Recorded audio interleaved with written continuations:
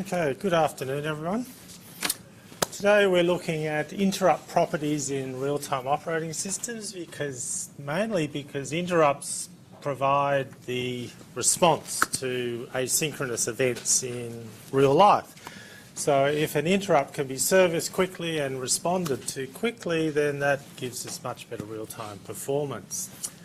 So we're going to look at different characteristics of interrupt response under different scenarios. So we've talked about foreground, background systems where you develop the whole software yourself, and then there's cooperative multitasking where you can switch between tasks but only under the user code. And then there's finally preemptive multitasking, which we're using in the lab, where interrupts actually can drive the context switching themselves.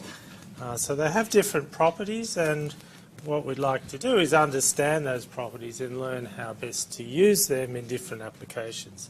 So interrupts can be nested, as we talked about last time. So the first interrupt, ISR1, the interrupt service routine 1, has the lowest priority in this scenario. So other interrupts can interrupt that ISR and provide this nesting structure.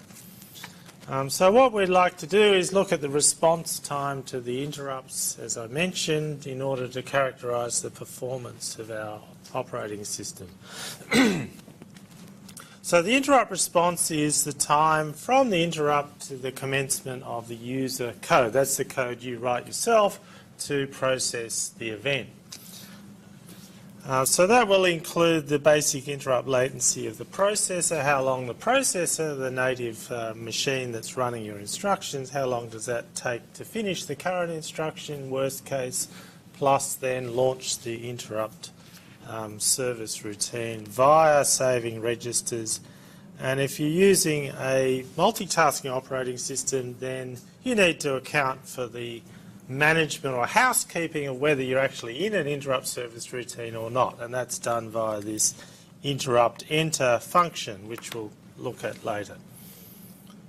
So then we have interrupt recovery, which is the time to return back to the highest priority ready task that is running under a preemptive kernel, or in terms of returning back to the user background foreground task.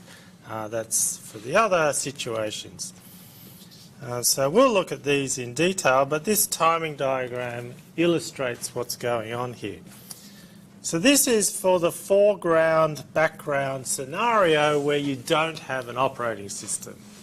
So you just develop this big loop where you poll various activities in the system, and you go back around the loop as quickly as you can by writing the code, and then you develop the interrupt service routines to handle things that happen asynchronously.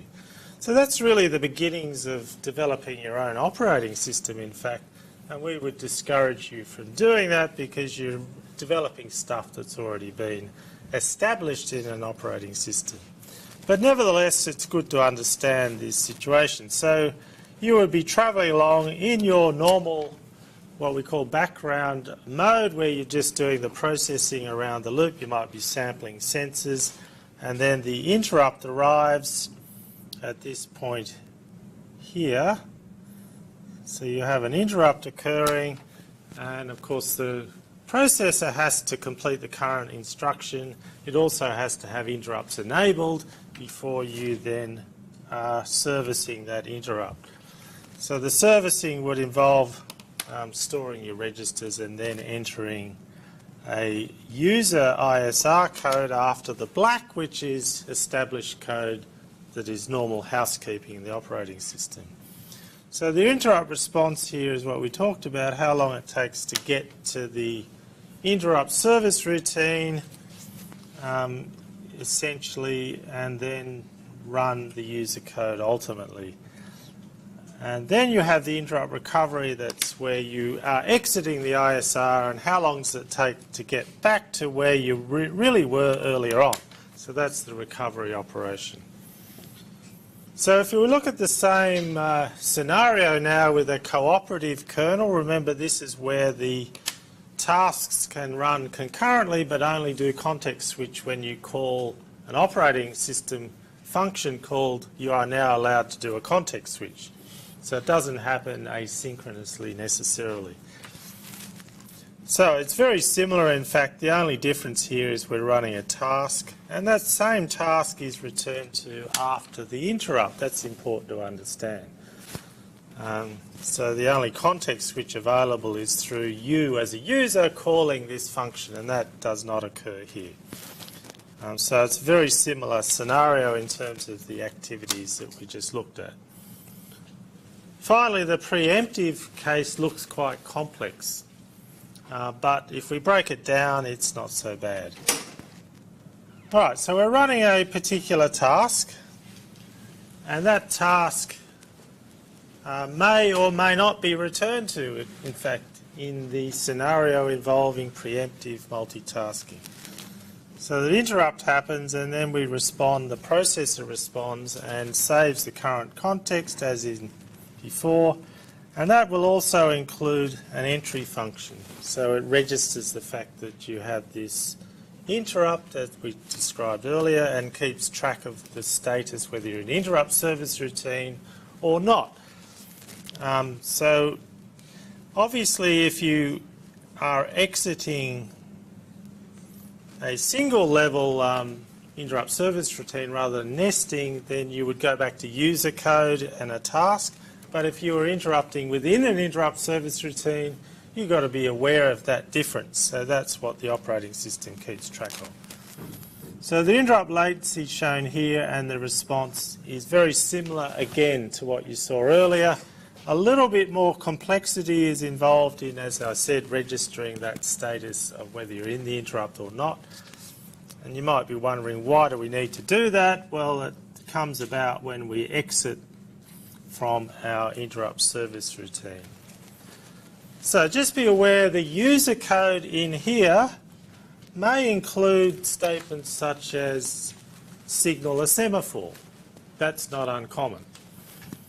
Right, and the whole purpose of signalling a particular semaphore in this context is to wake up a task, it may be a high priority task, that can then process the interrupt. Right, you don't want to process some interrupts within the user code here because that will delay further interrupts occurring. So if it's an extended processing time, you may defer that to a task. And that's what you will be doing in the pendulum project, in fact. So when you get a crossing of the pendulum, there's a sensor, it picks up that, generates an interrupt, and then the computation is done in a task later on. And the interrupt will return. Now, if you did do a signal here, there is a possibility that a task that was blocked waiting on this same semaphore is now ready to run due to the signal. So therefore, we may have a new highest priority task available in the operating system. So there's two pathways back here. A is where we return to the original task, so there's no new high priority task available, and B is the other direction. And you'll note here that it takes slightly longer to return to B because we must do a context switch to that new task. So that happens in that pathway. So the interrupt recovery here may be a little bit longer in the preemptive case. However, the advantage is, of course, the task that we return to down here is actually involved in processing that interrupt typically. So it is much more responsive in terms of the performance. So in general, we would like our interrupt service routines to be short. That's why we would defer processing if we need to. If it's going to be long. So short means we can enable other interrupts to come along and do their work quickly. The other thing that you may not realise is some interrupts will share the same interrupt line. So there might be multiple sources all funneled into the one interrupt request line. So one of the tasks then is to look through that possible list and determine who actually generated the interrupt. And that involves some processing typically.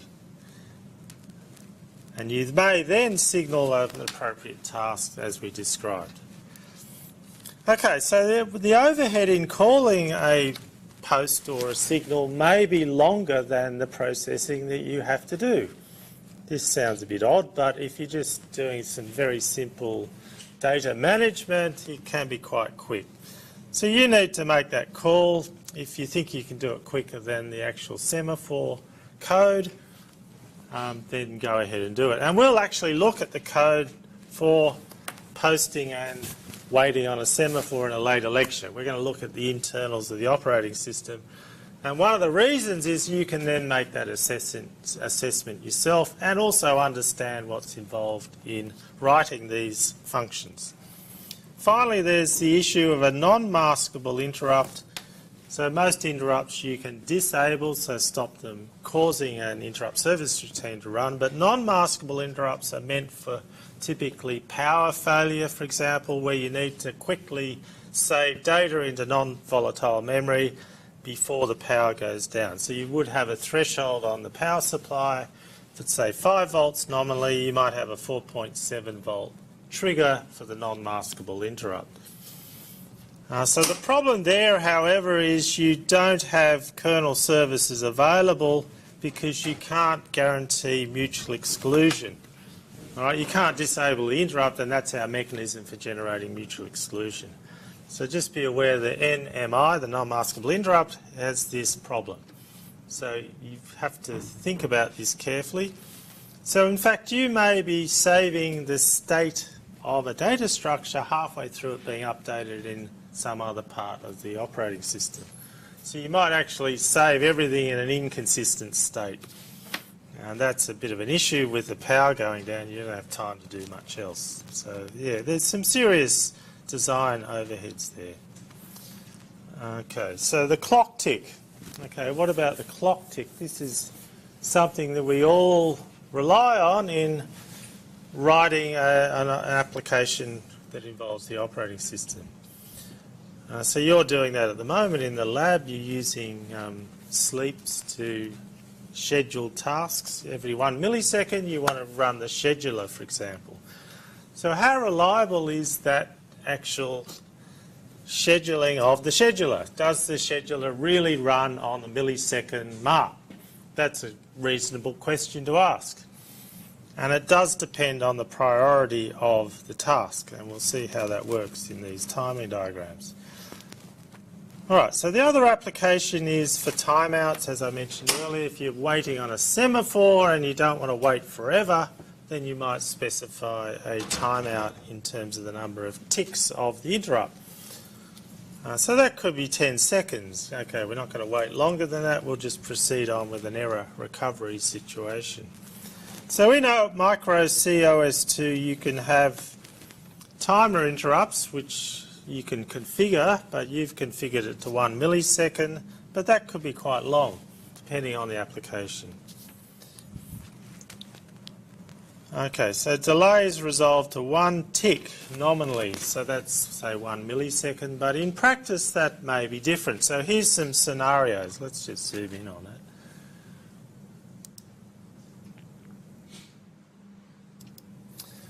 Okay, so what we're looking at are the timer interrupts occurring. This example is 20 milliseconds, so it's 50 hertz. Might be a zero crossing detector that's generating that, for example. But normally it would be a timer. So in the power industry, 20 milliseconds is not uncommon for some sampling applications. All right, so we see the interrupt generated here, and then the interrupt service routine runs for a certain time, and we'd like that to be short, obviously. And in this case, it seems to be the order of a couple of milliseconds, which is outrageous.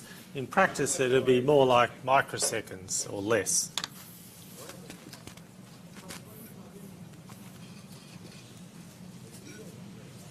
Okay, so what you see then is we are running now a task down the bottom, but there are higher priority tasks in the operating system that are ready to run and are running. So these have to be factored into this timing diagram.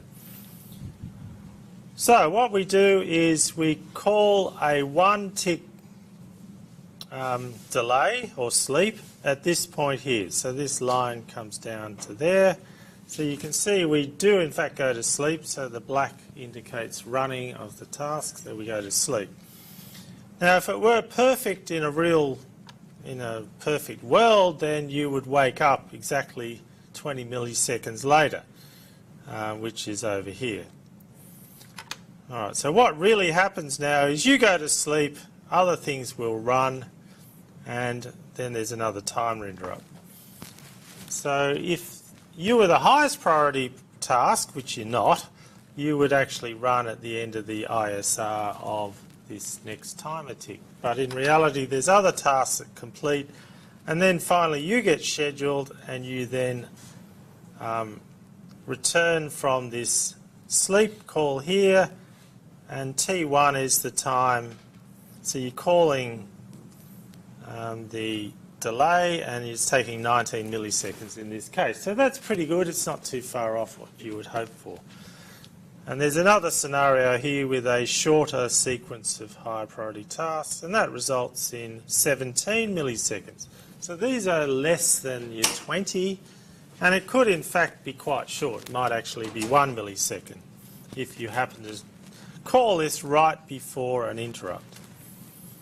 Right, so what about the other extreme? So here we call just after an interrupt has occurred, and we go to sleep and wake up 27 milliseconds because there's quite a few tasks actually running.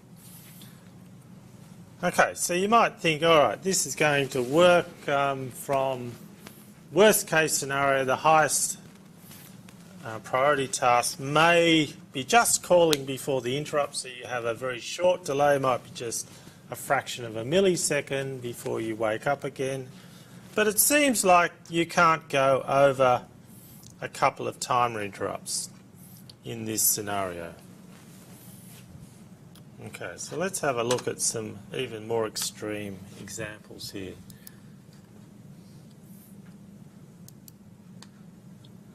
So we have now the case where we think we should be running, but we get delayed by all these high priority tasks. We then call the 1 tick delay, and these guys finish quite quickly, and you end up being a very short delay. So that's an extreme case. Then there's a normal one, and then there's another long one. So that's interesting. This is the one I want to highlight. Right, so we have a call to 1 tick delay. So the minimum time would be, in this case, responding after the ISR, but we have lots of high priority tasks. They actually overrun the next interrupt, and we end up with 40 milliseconds. So that's nearly 2 ticks in duration. And in fact, if you think about it, these guys could last on for an indefinite amount of time, so you might be delayed by hundreds of milliseconds depending on the loading or the utilisation of the operating system. Right, so what you're looking at there are possibilities for jitter. So jitter is variation in timing of the response. Okay, we're going to have a little break, get you guys to wake up and do some work with our synchronization problem. Alright, so last time we looked at this synchronization problem where we had 10 calls to sample a sensor, and then we were asked to synchronize between P1 and P2 independent of which one arrived first. So that seems like a fairly general situation. And the solution was to wait for 2 semaphores. One semaphore we'd wait for P1 and the other semaphore we'd wait in P2. And then the opposite signals would be issued. Right, so let's now move on and try and simplify this and generalize it. So the next problem is something you might provide as part of an operating system. So that might be the definition of a single function called sync that you can then call for multiple tasks, to synchronize those tasks together. So when they all call that sync, they should all align in their timing, wait for the slowest guy, and then proceed on once everyone has arrived. So we'd like to do that with a single function. Now, if you look at the previous example, the code here is different for each of the two cases. So P1, we wait on semaphore 2, so we signal semaphore 2 and then wait on 1, and the opposite way around in P2. So the code's different. So clearly you can't just copy that code and put it into sync. It's not going to work. All right, so the way this would ideally work in practice is we have we've got two processes, so we're restricting this to just two calls to sync. So the first call should come in and block, okay? And the second call to sync from a different task should then unblock the first task and not block itself. Okay, that's the functionality we're trying to achieve here. All right, so the way we would like to think about this is we need to store a state variable within the sync function that records the fact that either we're the first call or we're the second. Okay, that's what we would like to implement here. So I'm going to just start this off by declaring such a variable. And this variable is going to be static in the sense it lives beyond calls to sync. It's not a local variable that gets reinitialized every time you call it. It's going to actually be like a global variable that records the previous history of calls to sync, but is only available within the sync function. And it's going to be recording whether you're the first guy calling sync. And we're going to initialize that to true.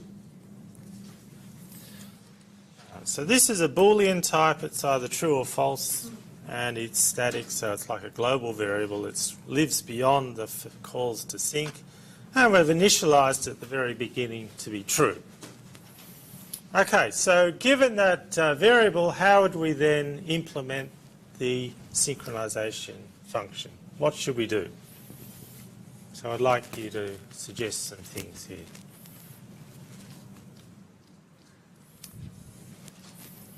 There's two cases, so how would you handle that?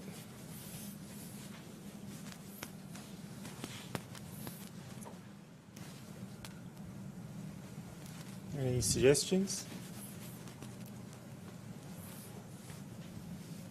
No idea? So if you've got two cases, what do you normally implement that with? What statement would you use in a case, or maybe an if statement, since there's only two? So let's just create an if statement and you can fill in the blanks. So we're going to test first. Are we the first? If we're not the first, then we're going to be the next guy.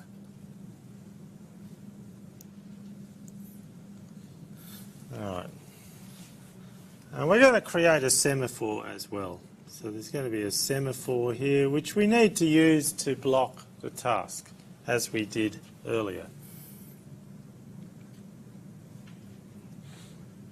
So that semaphore will initialize to 0, so if you actually wait on that, you're going to block. All right, so what do you do if you are the first coming in? Well, you will arrive at first, and then you do what? What's the first thing you need to do? Before you actually block, what do you have to do? Sorry? No, you want to do something before you get to the semaphore, because as soon as you hit the semaphore, you're going to block, so you can't do anything else. So what's vital that you do before you get there?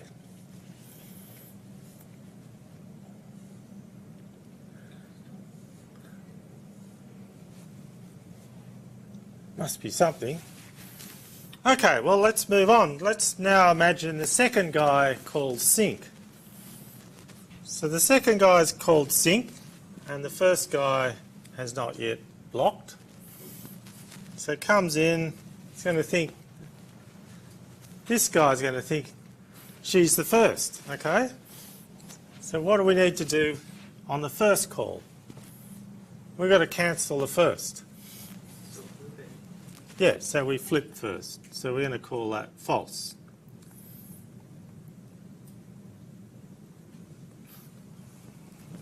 All right, so now we're going to have the situation where a subsequent call to sync will not be the first. And now we can block. Okay, so how will we block?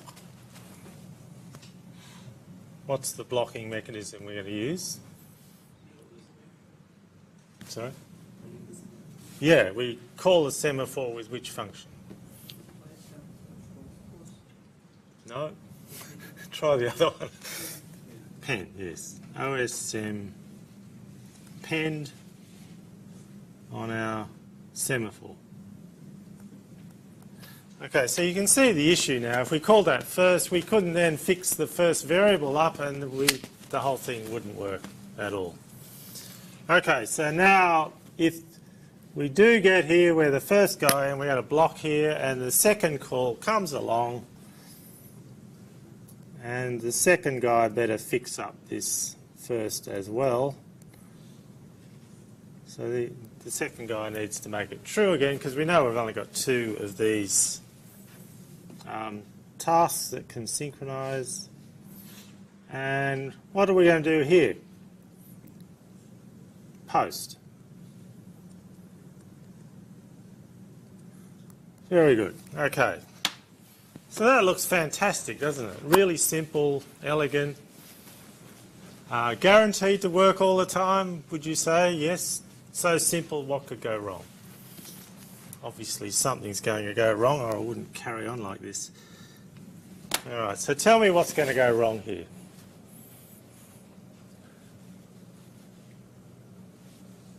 Now the way you should be looking at this code is just imagine you can have a context switch between any two statements in the code. So where would be a nasty place to put a context switch in here that would ruin everything? There's not many choices, but where do you want to put it?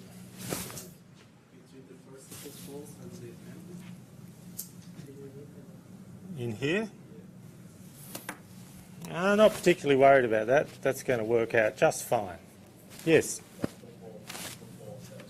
Yeah, thank you. Alright, so that one's fine, but if you get a context switch here, so you've checked first, you know you're the first, you're about to change first to false, bang, context switch comes along. So now the second processor calls sync itself. What's it going to see? Bad news. It's going to think it's first as well. Isn't that bad? All right, so we need a solution here. So what's the typical solution we implement here to handle this situation?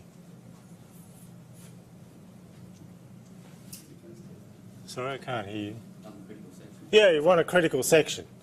And the reason is, first is actually a shared variable, isn't it? It's shared between these two tasks. So you need to protect that from exactly what we saw. All right, so how do we do this? So we need a mutex. So let's create another semaphore, which is OSM created with initial value 1. We're going to use that to implement our critical section. So a critical section is putting in code, await or OSM penned, whatever you want to call it, on that mutex, and then we have a signal afterwards. Now, if we put this in our sync function here, we will be guaranteed that only one process will be allowed into that critical section. All right, so that's perfect. Exactly what we want. So what I want you to now tell me is, where do we put the weight on the mutex. Where's a good place to put that?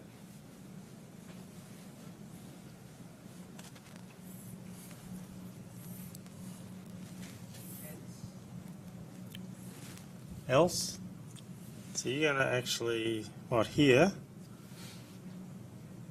You're going to wait there. All right. So if first was true, you would have updated this. So can you think about that again? I mean, it's a little bit late, I would suggest, because you've already accessed first.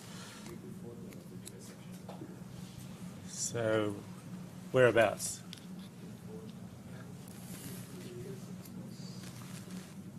Well, the very top, I would suggest you need to put it here, okay? Before we actually check first, all right? So we're going to say, all right, we're not allowed to even look at first until we enter the critical section. Okay, so let's do an OSM pend on mutex here. All right, so that's very nice. Now the temptation would be to say, all right, let's put the whole thing in a critical section. So you would then put the signal or the OSM post, you would put that right at the bottom of the function before it returned. Can anyone tell me why that's really bad?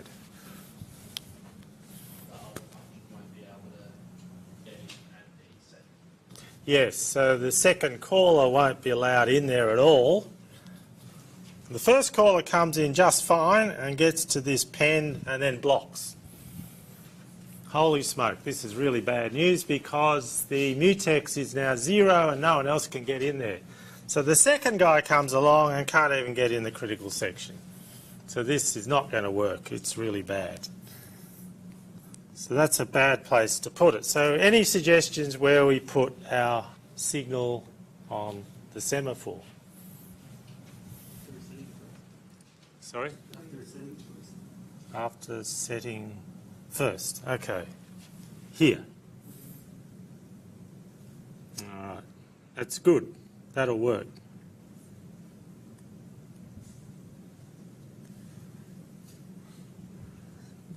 So that's mutex. I'm running out of room here. Okay, so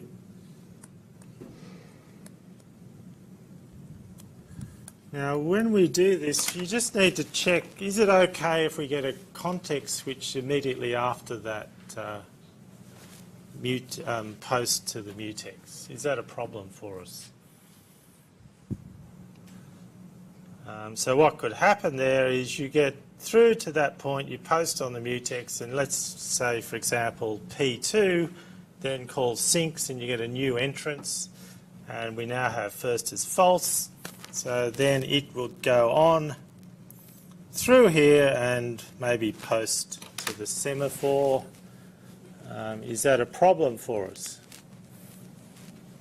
So what you need to do here is look at scenarios of context switching. And I'd suggest to you that is not a problem because posting on this semaphore before we pend will not affect the synchronization. All right, so that's fine. It would just allow the first guy is about to block and then suddenly the second guy gets in and unblocks it before it actually blocks. So it's not a real issue. All right, so that's actually going to work and it will protect the first occurrence of first update.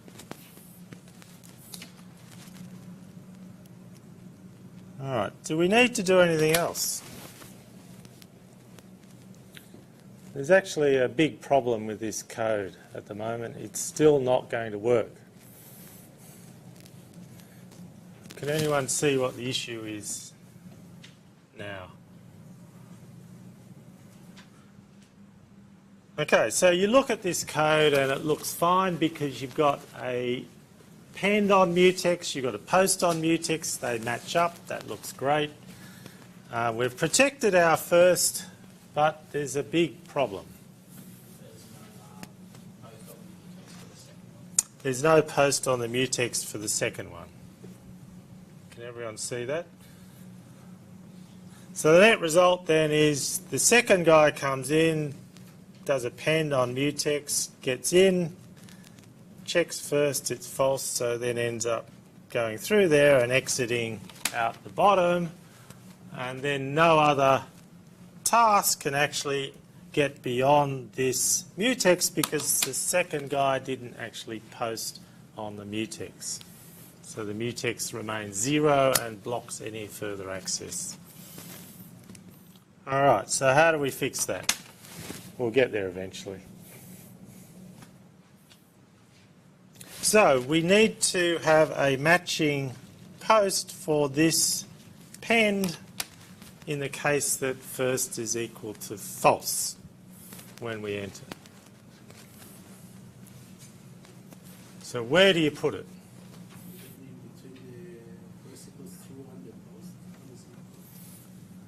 Yeah, you put it in here actually. So once we've dealt with the shared variable, we can then post on that guy there.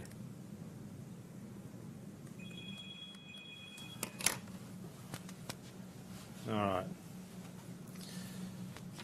Would it matter if we put it after this sem post on sem? Would it matter? It doesn't really matter actually, because OSM post does not block the task, so it would eventually get to post it anyway. But in practice, what you'd like to do is to restrict things as little as you can, so you want to do it as soon after you've finished with the first variable as possible in practice, and that provides the least amount of resistance to scheduling in the operating system. All right, so does this solution now look good to you? So to answer that question, you'd have to, again, look at all possible context switches between statements, or even within a statement. Sometimes it's broken down into machine-level statements, and actually do an analysis of this code. All right, so I would suggest this is a pretty robust solution. Okay. And we can now perhaps test this in a more rigorous environment where you have lots of context switching and so on, and you can see if it actually works correctly. All right, so let's move on.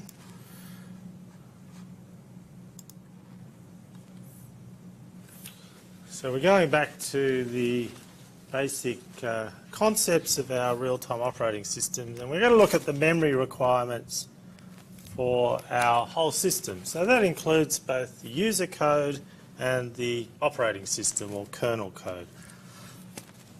So if we look at the foreground background, the good news is you're just writing user code and there's no overhead in terms of memory of the operating system. The bad news is you've got to write all the code that the operating system functionality has added for you, and that's quite risky because when you write code you often make mistakes, as we just illustrated, and you may end up with a buggy system.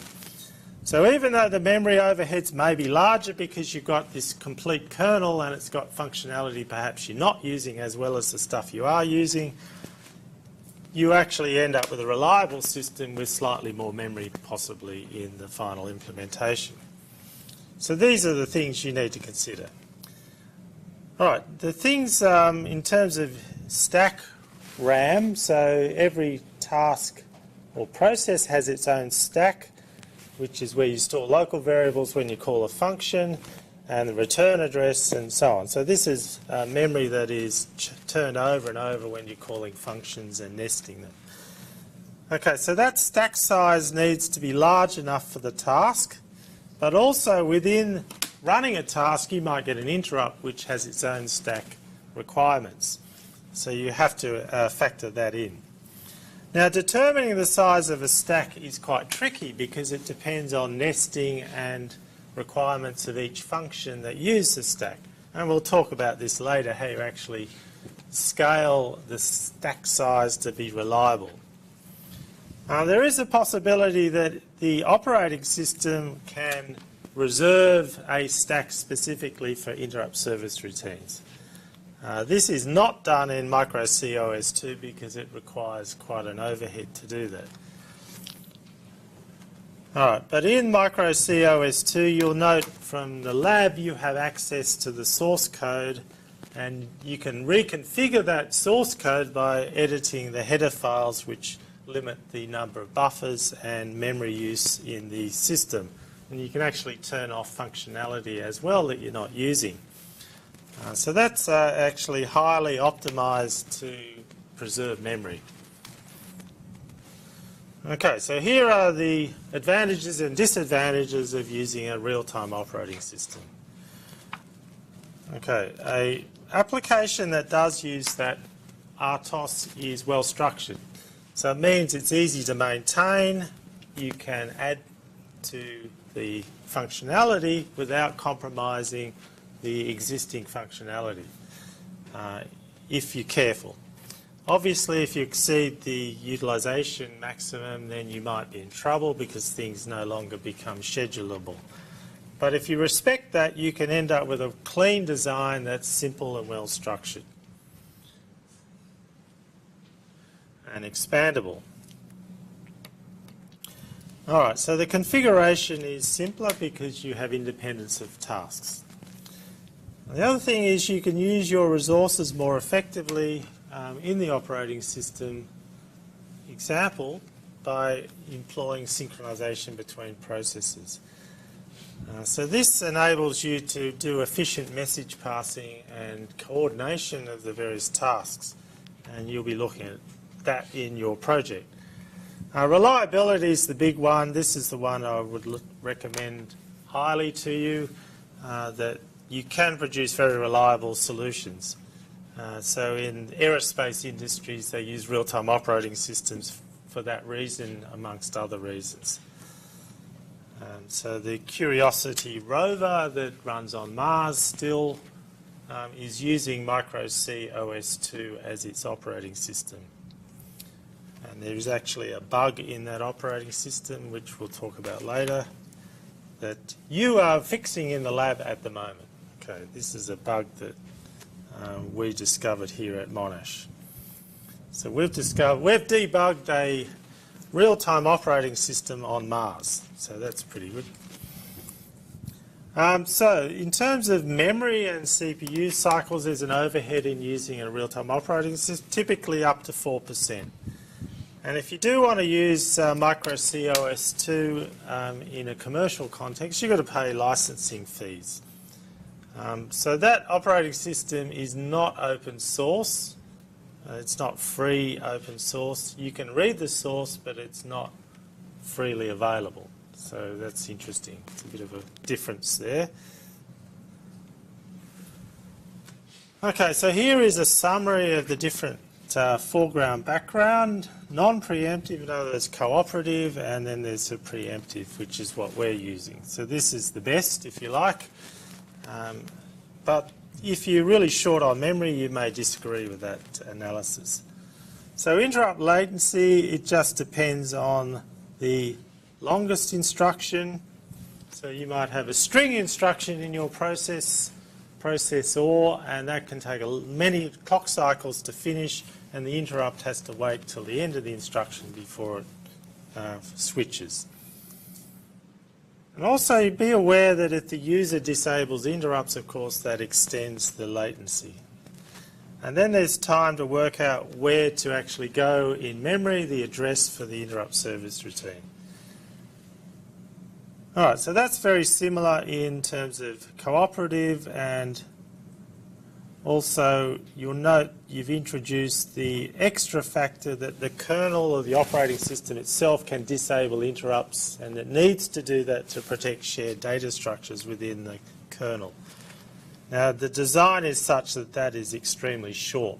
It's much shorter than microseconds in practice, and it applies here as well.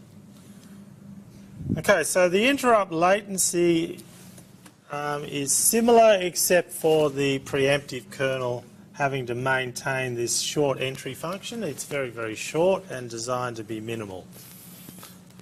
And similarly with the recovery time, there's some overhead in doing a context switch to a high priority task that may be enabled through the ISR. Alright, so the response time is much better for a preemptive kernel because of the fact the interrupt can change the priority in the system. Right, in terms of actual program memory size or ROM size, read-only memory, you've got your application. Now I would suggest this has to be larger than these guys here because you don't have the operating system available. The downside is you may have extra code in here that you don't use, so you need to factor that in. So RAM size, again, there's some debate around this. These are not the same. The application usage will be different. And then you've got to add in all the different tasks, memory usage, and ISR. And the big one is you have all these services available already, pre-written library code. Right, so here is a template that you can use in the lab. So this is interesting. So it's a commencement point. You start writing your code using this template.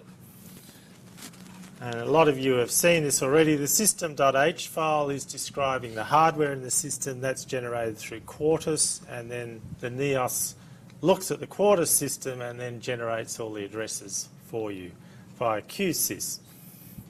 So then there's the interrupt request header file. If you want to use interrupts, you need to register those interrupts. We'll see how that works. And typically you would set up fixed priorities in your tasks. Now, any semaphores and mutex structures have to be global variables if they're accessible from multiple tasks. So that would be typically defined at the top. There are some functions here that are shared between tasks. If they are, make sure they're reentrant. So they use only local variables if at all possible. If you must use a global variable, put a mutex in there and protect it so that the function implements that mutual exclusion automatically. So tasks, you will have a whole bunch of tasks, typically half a dozen tasks for the pendulum project might be enough. So a task is something that operates in the same time domain in terms of actions that it performs. So if you want something to happen every millisecond, that would be a different task from something that happens, say, every 100 milliseconds. So here is a typical task which is processing sensor information from a beam sensor. It's just a light beam that gets broken by a pendulum. So you have this infinite loop structure, and all it's doing is waiting for the interrupt service routine to signal on this semaphore beam edge change. So when the sensor has a transition, you want to process that transition, but do nothing in the other time. So this is blocked most of the time. When there's a change, it wakes up. So that's highly efficient use of the processor. And here is the interrupt service routine here that issues the post that is matched by this task. So this is a case where the processing may be much longer than you would like an interrupt to perform. So what happens here is you can do some read operations to determine the status of the sensor, so you know it's changed. What is it, 0 or 1 typically? And then you would store that and then enable the semaphore. So if there's possibly other interrupts and other tasks that you can add to that. And then the main is where you kick the system off. This is the entry point for the program. So you must, of course, initialize your semaphores with the counter values. Mutexes are usually 1. These signaling operations are 0. And here is where we register an interrupt against the software response. So this is the hardware signal that you would use in the instantiation of the system. So you're connecting a Quartus signal up here called beam-in1 IRQ. And this is the software entry point for the interrupt service routine. Beam ISR was over here.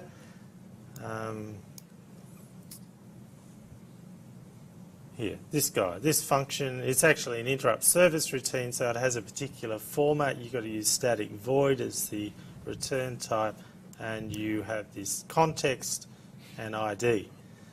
So that's handled by the operating system once you register that function over here. You may set up the parallel port properties so they trigger an interrupt on an edge, for example, as is this case here. Then finally you would create a task, at least one task, which is in this case the beam task. You must allocate a stack. So this stack is a global variable somewhere. It should be defined in here. It doesn't look like it's there actually. But in your template you'll see that. And each task has its own stack, so these must be different for each creation of the stack. And it's not until we actually call OS start that this task actually can run. So the operating system is launched here, and we never get to return here because the operating system takes over. So that's the idle task will run if there's nothing ready to run, and this will just run forever until you hit the reset button. Okay, so that's a good place to start in terms of running your code in practice. Yeah, I think that's the end of the chapter. Yep, so we'll stop there today. Now, next week is Easter break and mid-semester break. You can come into the lab, but the university is only open for Wednesday and Friday next week because of Anzac Day and Easter. But do come in and work on the lab. It's a good opportunity. And we will be assessing the software scheduling lab the week after the break. Okay, so it's good to put a bit of effort in there. And then during that week after the break, you'll start working on the pendulum project. Okay, and we'll introduce that on the Monday after the break. Okay. And if you look in the electronics workshop, you'll see all the new pendulums. You guys are really lucky. You're getting new pendulums. They're all lined up and they're being tested at the moment. So that should be ready for you. Okay, and have a good break. Working hard.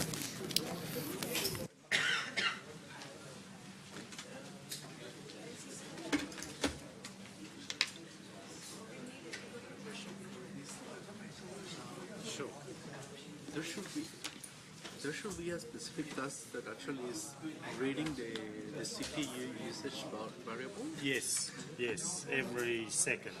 Okay, and that's independent to the other three tasks? Yes, because it happens once a second, you don't want to link it to something more responsive than that.